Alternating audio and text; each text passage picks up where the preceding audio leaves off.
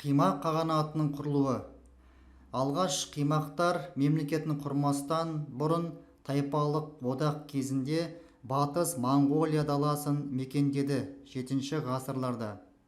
Одан кейін 7 ғасырдың ортасына қарай Алтай таулары мен Ертістің бойына келіп орналасты. Одан кейін 8-9 ғасырларда солтүстік шығыс Қазақстан аумағында орналасты. Осы жерде Қимақ қағанатының мемлекетінің негізі қаланды. Сонда Қимақ қағанатының жер аумағы солтүстік шығыс Қазақстан аймағы. Негізгі ордасы Имақия қаласы болды. Орналасқан жері Ертіс өзенінің бойы. Екінші ордасы Карантия қаласы Алакөлдің бойында орналасты. Қимақтар Қазақстанның солтүстік шығыс аймағына келместен бұрын олар біздің Қазақстанның шығыс аймақтарында көшіп тайпалық одақ ретінде өмір сүрді. Ал біздің Қазақстанға батысқа келуінің көптеген себептері бар. Бірінші, жайылымдардың қажеттілігіне байланысты олар батысқа қоныс аударды. Екінші, Енисей қырғыздары мен қақтығыс. Үшінші, ұйғыр қағанатының қысымы.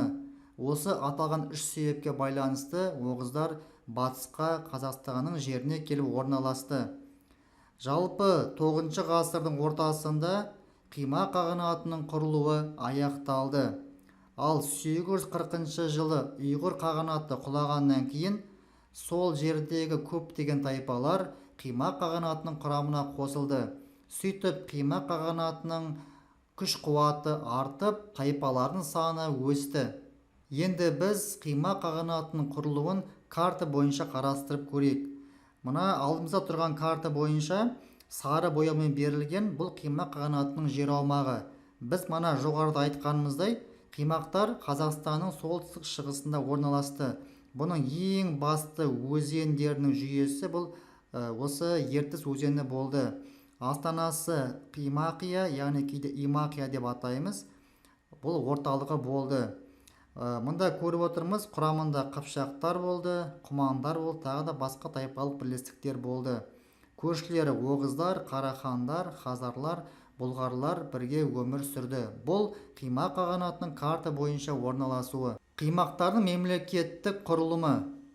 Жеке тайпа басшысы Шат Түтік деп аталды. Ал мемлекеттің жоғары билеушісі Қаған деп аталды. Тайпа көсемі әскери қызметте сіңірген еңбегіне байланысты жер иеліктерін алды, сол жерде алым салықты жинаумен айналысты. Ал Қимақтардың әскері салт аттылардан тұрды. Қимақтардың шаруашылығы мен мәдениеті.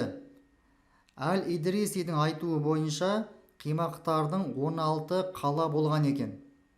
Ал шаруашылығы көшпелі мал шаруашылығы мен айналысты. Қимақтардың жазуы көне түркі әліпбиін пайдаланды. Наным сенімі, Тәңірге табынды, ата-баба рухына сыйынды. Қимақтардың саяси тарихы. 9 ғасырдың ортасына қарай Қимақтар шығыста Алтайдан батыста Жайыққа дейінгі тайпаларды біріктіріп күшейді. Көршілермен қарым-қатынасы. Енисей қырғыздарының осы Қимақтардың жеріне басып кіруі туралы ақпараттар бар екен. Және Қимақтар оғыздар мен бейбіт қарым-қатынаста болды. Ал қарахандықтар оғыздардың жеріне бірнеше мәрте шабуыл жасаған. 10 ғасырдың басында Қимақ қағанатының шекарасында тыныштық орнайды. Қимақ мемлекетінің құлау себептері. Бірінші, жеке жер иеліктері билеушілері дербестікке ұмтылды. Яғни әрбір билеушілері жеке дара билік үшін күресті. Екінші, қыпшақ көсемдері мемлекет үшін билік үшін күресуі. Үшінші, билік үшін талас тартыстың болуы. Қорыта айтқанда, Қимақтар мекендеген аймақта 11 ғасырдың басына қарай осы қыпшақ тайпалары саяси үстемдікке ие болды. Қимақ қағанатының орнында Қыпшақ хандығы құрылды.